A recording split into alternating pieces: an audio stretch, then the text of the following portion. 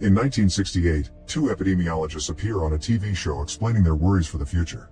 One of them is worried about newfound viruses traveling around the world because of planes, but the other one thinks humanity always beats viruses and that they should worry more about fungi.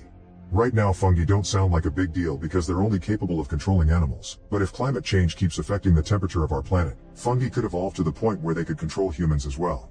Unfortunately, neither the host nor the other epidemiologist takes him seriously.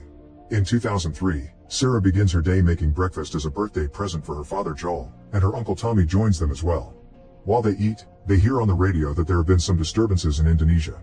Before leaving for school, Sarah secretly searches Joel's drawers to take his broken watch and some money to fix it, although she can't help but be curious about a knife her dad has hidden as well. When their family leaves the house, they find their neighbor Danny taking care of his Nana, who lives in a catatonic state in her wheelchair. Danny tells them they haven't visited in a while, so Joel makes up an excuse about being busy but promises Sarah will come by later. Later after class, Sarah goes downtown to get Joel's watch fixed. While the clocksmith is working on the watch, his wife suddenly shows up looking quite scared and closes the shop 4 hours later. The clocksmith doesn't understand what's going on, but he hurries to finish his work so Sarah can leave. Afterward, Sarah visits her neighbors, and Danny's wife Connie shares some cookies while Sarah pets the dog Mercy. Sarah comments that she saw lots of police and trouble on the road on her way here, but Connie hasn't heard anything on the news. The house has a big DVD collection and Sarah is so busy browsing it that she doesn't notice Nana having a strange kind of seizure even if she isn't supposed to be able to move. Sarah chooses one of the movies to borrow, and on her way out, she notices Mercy staring at Nana curiously. When she goes home, Sarah notices a bunch of army planes flying really low over the town. Later she hears on TV that there has been a rash of violent incidents across the city, but the police blame it on a new illegal upper hitting the streets. The TV is quickly turned off when Joel comes home and Sarah gives him the fixed clock as a birthday present. The movie she borrowed from Connie is also one of Joel's favorites, so they decide to watch it together as part of the birthday celebration, although Sarah falls asleep. Out of a sudden, Tommy calls Joel to ask him to bail him out of jail. He got arrested when he was in a bar and some guy suddenly went crazy, starting a fight for no apparent reason. Joel puts Sarah in bed and leaves in his truck. 3 hours later, Sarah wakes up when she hears lots of noises outside, helicopters, screaming, and general disturbances. She leaves the bedroom and when she can't find her dad, she turns on the TV, only to find a national alert signal telling citizens to stay indoors. Suddenly a thud at the window startles Sarah. It's Mercy, who is incredibly scared. Sarah goes outside to calm him and tries to take him home, but Mercy whines and struggles against her hold until he frees himself from the collar and runs away. Not understanding why the dog would hate his own home, Sarah goes to check on the neighbors and finds the door open.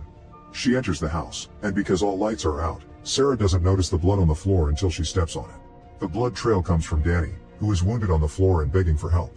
Sarah comes closer thinking he had an accident and is shocked to find Nana feeding on a dead Connie. Nana has some weird fungi coming out of her mouth and when she notices Sarah, she tries to attack her too, so Sarah runs out of the house. At that moment, Joel and Tommy arrive in the truck.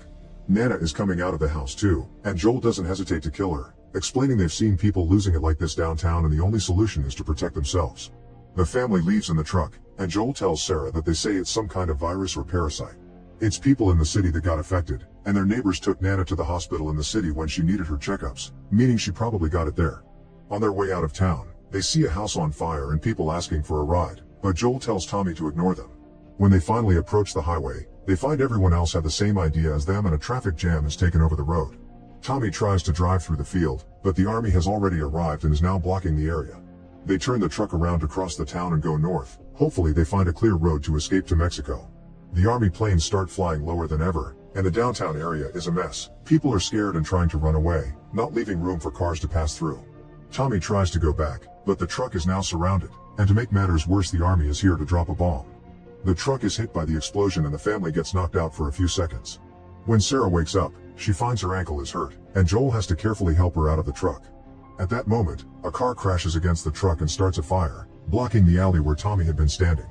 The brothers agree to meet outside town and Joel picks up Sarah to go faster, making his way through the streets that are now filled with infected people feeding on the innocent. An infected man sees them and begins to chase them, so Joel begins running inside shops and houses to try to lose him. The infected guy doesn't give up and follows them until they make it back outside, where he's about to jump on them when suddenly he gets shot by a soldier. Joel asks for help, explaining they aren't sick, but the soldier receives orders to kill them anyway. When the man shoots, Joel jumps out of the way, dropping Sarah when a bullet brushes the side of his body. The soldier is about to try again, but at that moment Tommy shows up, killing the soldier first. Joel rushes to check on Sarah and is devastated to discover the bullet had only brushed him because Sarah got the worst of it. He tries to stop the bleeding and tells Sarah that it's going to be okay, but Sarah clings to him in fear before dying in her father's arms. 20 years later, Boston has become a quarantined wasteland with its borders constantly being watched over by the army. People do whatever little jobs they're offered by the government, but it's barely a life. One morning, a young child that was lost outside comes seeking asylum, and the soldiers let the kid in to do the obligatory checks.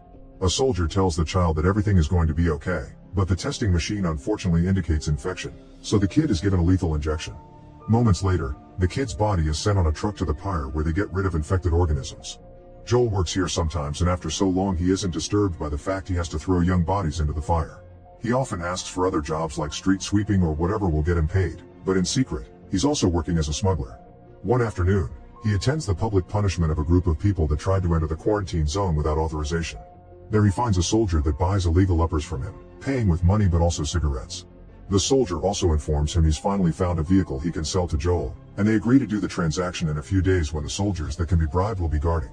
For now, the soldier advises him to stay home at night because a resistance movement known as the Fireflies is causing lots of disturbances, and the guards will shoot on sight without checking your identity first. The truck the soldier can get his hands on won't have a battery, so Joel's friend Tess is negotiating with a dealer to acquire one. In fact, she already paid to get one, but the dealer sold the battery to someone else yet spent her money anyway. The dealer's bodyguards mistakenly beat Tess up when she came to demand answers, and now the dealer doesn't want to let her go because he's afraid of Joel and what he'll do to his reputation. Their conversation is suddenly interrupted by an explosion outside that blows up the wall and hits everyone inside.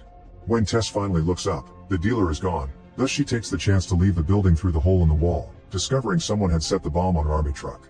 Tess tries to get away as the alarm tells the citizens to clear the area, but as soon as she turns around the corner, she discovers the Fireflies and the army are shooting at each other in the middle of the streets.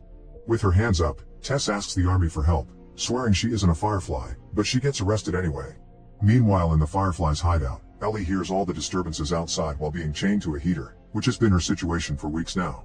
She told the Fireflies that her name is Veronica, and whenever a doctor comes to check she's still healthy, Ellie meets them with sass, tired of having to do the same tests every day without being given any explanations. In the afternoon, Joel goes to see a friend that has a whole radio set up and people pay him to send messages to the outside world. Joel offers the cigarettes the soldier gave him in exchange for news about Tommy, who escaped to Wyoming years ago. They haven't heard from him in 3 weeks, which is unusual for him, and today there isn't any news either. Joel gets tired of waiting and asks for the location of the Wyoming tower. His friend gives it to him but also points out this is a bad idea because the open country is full of dangers, like the infected and also slavers. When Joel goes home, he retrieves all the tools he's been hiding under his floor for his eventual escape and begins preparing a plan on the map to reach the Wyoming tower. He also gets drunk, and it's revealed then that his watch is broken again, but he continues to wear it to remember his daughter. Eventually he falls asleep, and when Tess finally comes home, she just joins him instead of waking him up. The next morning, Joel notices Tess' wounds and she tells him what happened with the dealer. Joel gets furious because he's desperate for that battery in order to look for Tommy, so Tess promises him they'll find out who bought the battery and get it back by force. In the meantime, in the Fireflies' hideout, leader Marlene is being questioned by her followers.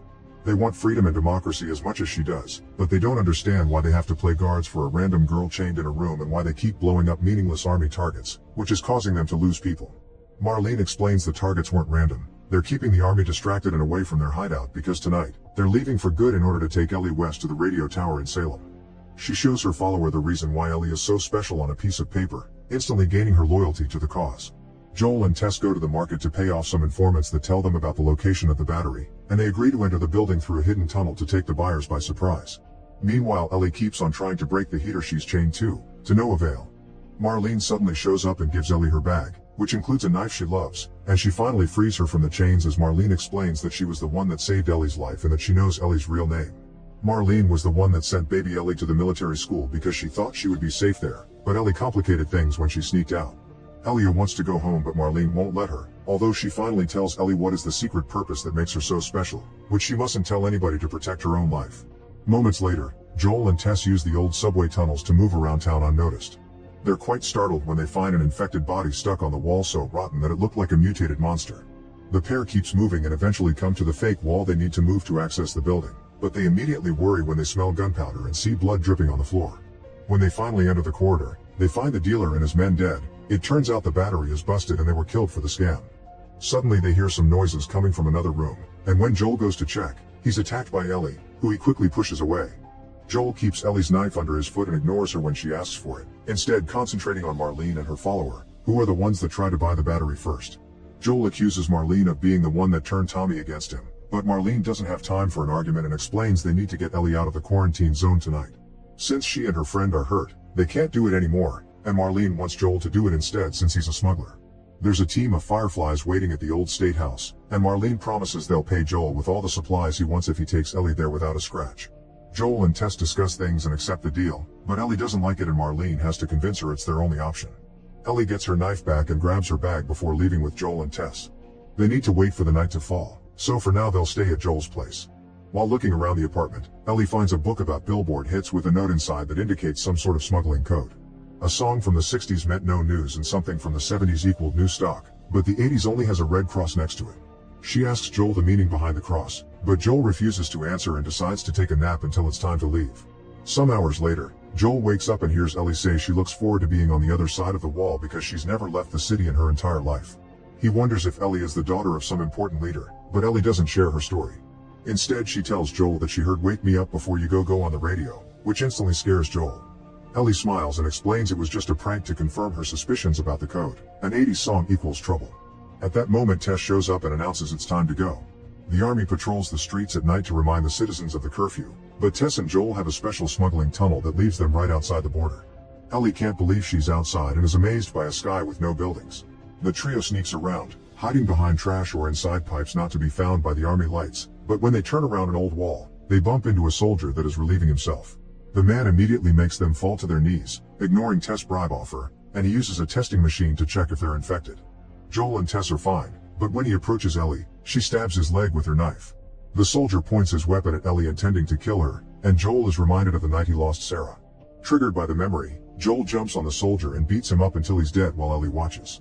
Tess picks up the soldier's testing machine and is shocked to discover Ellie is infected, showing it to Joel with fear in her voice. Ellie immediately jumps in to show the marks on her arm that prove she's had the infection for days but it hasn't spread, meaning she's immune and she won't turn.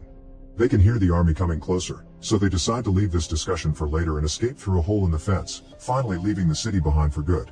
Meanwhile, in Joel's apartment, the radio starts playing the 80s hit "Never Let Me Down Again."